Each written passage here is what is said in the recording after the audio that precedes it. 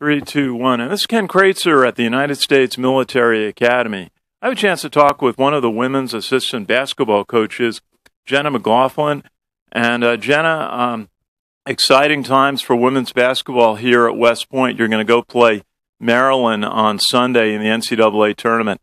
Tell us a little bit about how preparation is going for that big game. Preparation's been going really well. Now, we found out Monday night in the selection show that we'd be heading to College Park to play Maryland on Sunday. So that's a 6-day prep, 5-day prep actually for us. That's kind of a long time after a long season. So I think the most important things that we tried to do is make sure that the girls are physically conditioned to play, so we give them the right amount of time off for them to rejuvenate after the long season, and then also keep their conditioning up. So the last 2 days we've introduced Maryland, their player personnel, what they like to do offensively and defensively. And I think we just try to stick with what we've done all year in terms of preparation. Our practices aren't going to change too much, and we'll watch some film on Maryland today and then really get down to the nitty-gritty details today, tomorrow, and into Saturday about what our specific game plan is to find a way to beat them. Okay, and you've had a very successful season, 25-7 for the women's basketball team here at West Point. You won the Star game against Navy, and this past Saturday you won your Patriot League Championship on national television right here at West Point. Tell us a little bit about the season.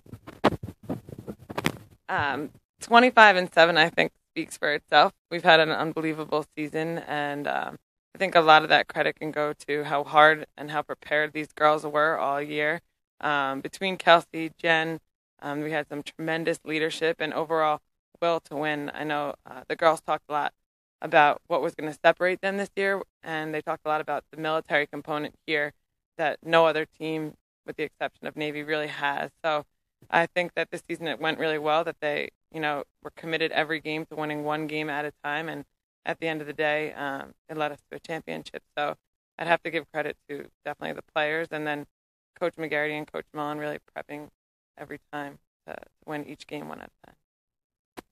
Okay, and tell us, you've got a senior, Jen Haslett from Syracuse, averaging 13.8 points a game, and 3 sophomores starting for you, of course, led by Kelsey Minato, 21.8 points a game, and was featured in Sports Illustrated not on the last couple of weeks. Tell us a little about some of your key players.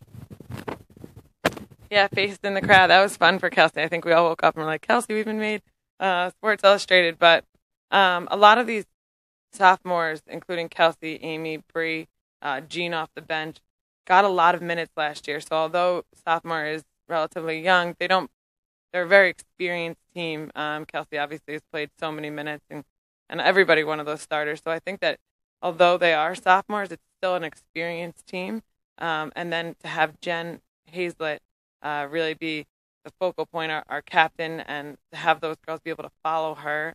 She's an outstanding leader and a real will to win, and I think that helped throughout the course of the season, including in the Star game, including at the playoffs. Hey, we've been here before, and I think she took that on her back, and the girls were really able to follow her.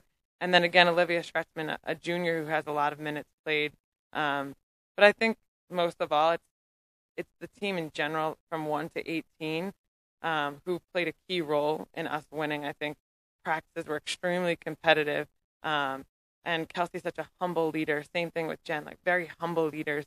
And they really understood the value of everybody on this team. And I think when you have that kind of camaraderie and chemistry, it carries onto the floor, which I think led to our success this year. Okay, and you mentioned the military duties here, the military leadership training at West Point that every cadet participates in, and balancing that with one of the toughest academic schedules of any school in the country. How do the players learn to balance the military, the academic, and being a Division I athlete here at West Point? I'm actually still trying to figure that out, to be honest with you. They're tremendously focused individuals. I think what we always try to tell them is that when you're on the basketball court, think about the basketball court and leave everything behind. And the same thing that when they're doing academic things or military things, really focus their energy on whatever the task is at hand. And that's what it seems like they do really, really well. I know they don't have too much free time, but they've been able to pour a lot of their energy into basketball, which is great for us. that they don't let those other things really overwhelm them. But yeah, I would say that the number one thing is that they're tremendously focused, and they know that the payoff for all of this hard work is something like a championship and getting a West Point degree, and I think that's why they chose West Point, the value of it. Absolutely, and tell us a little bit about your head coach, Dave McGarity, veteran coach at St. Francis, at Marist for many years, an assistant here at West Point. I knew him when he was at Iona, actually, early in his career. Tell us a little bit about your head coach. Coach McGarity is awesome. There's no really other way to put it. I think all of his experience, his 40-some-odd years of coaching, have really allowed him to understand what's really important and what it really takes to win a game. From the players to the coaches, he definitely challenges each and every one of us, but he doesn't micromanage by any sense of the word. He sets high expectations for the players on the court, and same thing for the coaching staff. But I think he shows us a lot of love, especially those girls. They feel very, very supported by him.